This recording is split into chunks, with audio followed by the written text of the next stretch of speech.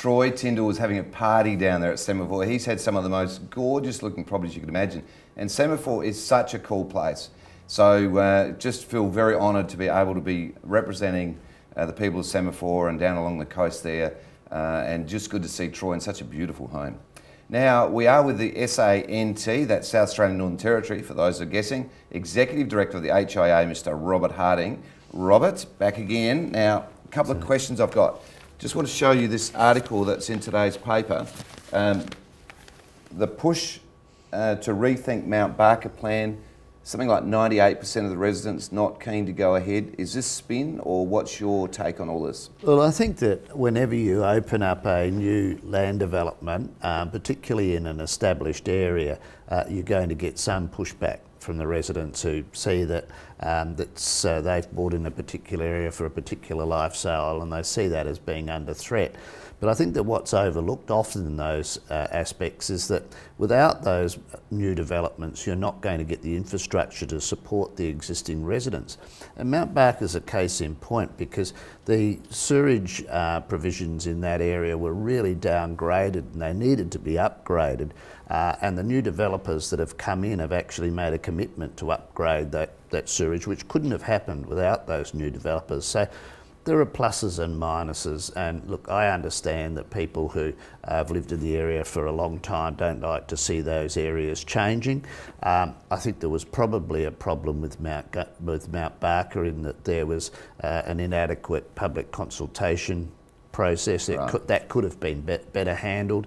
There could have been better liaison between the council and the developers.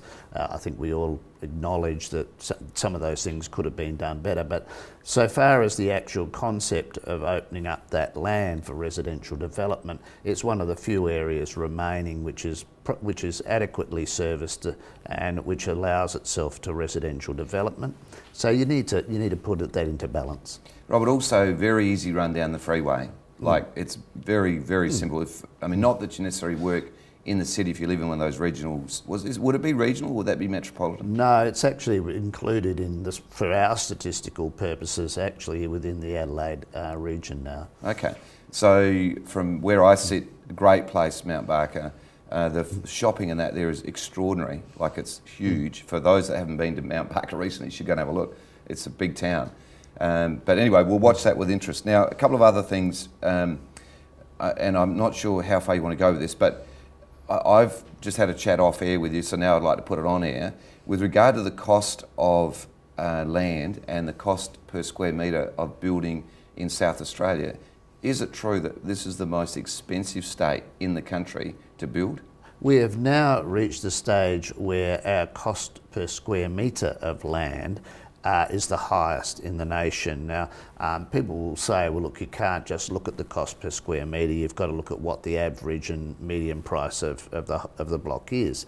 But I think it's indicative that we are moving in the wrong direction so far as land costs are concerned, and somehow we need to stabilise that, because one of the few advantages that this state does have is our very affordable housing, and if we lose that advantage, then we're going to struggle to maintain population growth and to attract industries and development here. Now, not getting off that lightly, Robert, why is it that South Australia could possibly have the most expensive land in the nation? You explain that to me.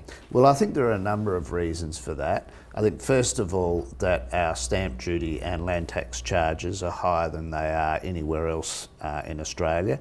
And look, I understand the government's argument about that. We've got to fund police and nurses and so on. But the fact is that we are the highest taxing state so far as property taxes is concerned, and something could and should be done about that to help the home buyer. The cost of land has been artificially inflated, I think, for a number of years because of the restrictive land release program that occurred where much of the land was controlled by the government. Now, they may well say that they needed to do that to properly plan the releases, but there's no doubt that that has contributed to a cost increase. And I think probably finally our planning system and getting developments through the planning system is very convoluted and causes a lot of delays That means there's added cost to the developer because they've got holding costs. They're not going to absorb those costs. They will be passed on to the end user, the purchaser. So I think all of those things have contributed to the cost of land.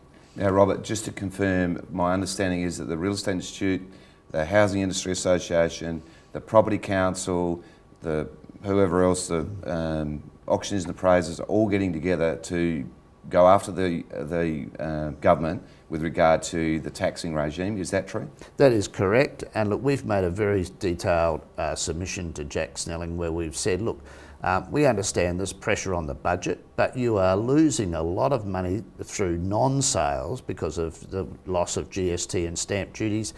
But if you actually give some relief, that will in fact be returned in spades to you and you will increase your revenue. To finish off with one more thing, the most greatest news that you can give the people about property, because property is, you know, a very good asset for those that are listening and think of getting into property.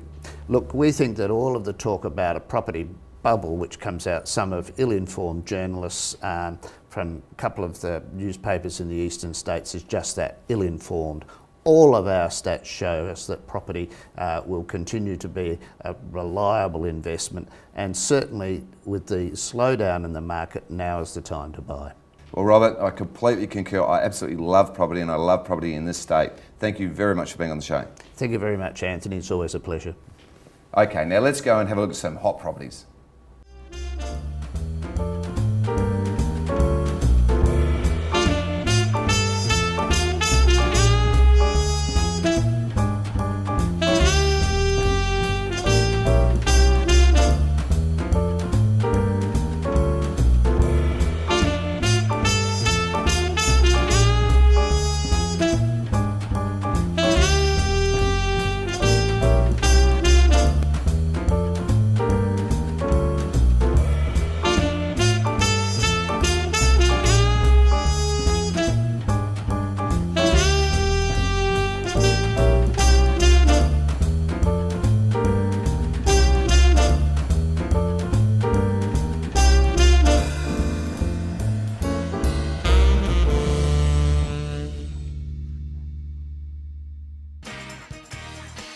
Well, that's the end of the show and the last day of summer, 29th as we said. And don't forget the Clipsal weekend this weekend. I hope you really enjoy Adelaide at its finest. Speaking of finest, next week we go to Unley Park, a very large property there, and you will love it, especially those of you who like to dream about the biggest homes in Adelaide. And next week, of course, on Wednesday at 1 o'clock, we are live or interactive, so we'll see you then. But in the meantime, some more hot properties.